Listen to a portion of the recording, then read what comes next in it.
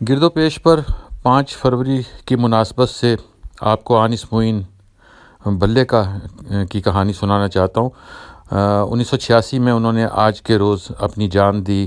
Train کے نیچے آ کر خودکشی کی تھی۔ آنس معین بلے بینک کے ساتھ وابستہ تھے۔ ان کی خودکشی کو بہت محسوس کیا گیا۔ ان کی خوبصورت شاعری کے تناظر میں بحث ہوئی کہ کیا وجوہات تھی انہوں نے اپنی زندگی ختم کی۔ کوئی جذباتی معاملہ تھا، کوئی گھریلو جھگڑا تھا، یا کوئی بینک کے معاملات تھے۔ فخر الدین بلے صاحب اس کے والد تھے۔ آنس معین نے ٹرین کے نیچے آ کر اپنی جان دی تھی۔ بعد میں ان کی موت کے حوالے سے خصوصی تحقیقی مقالے بھی لکھے گئے۔ ملتان ریلوے اسٹیشن پر ان کی وفات کے بعد ایک کوہرام مچ گیا تھا۔ لوگوں کو معلوم نہیں ہو رہا تھا کہ آخر اس نوجوان نے، اس خوبصورت نوجوان نے اپنی زندگی کیوں ختم کی۔ جنازے میں بے شمار لوگوں نے شرکت کی۔ ملتان میں ہر شخص جو تھا وہ اشکبار تھا۔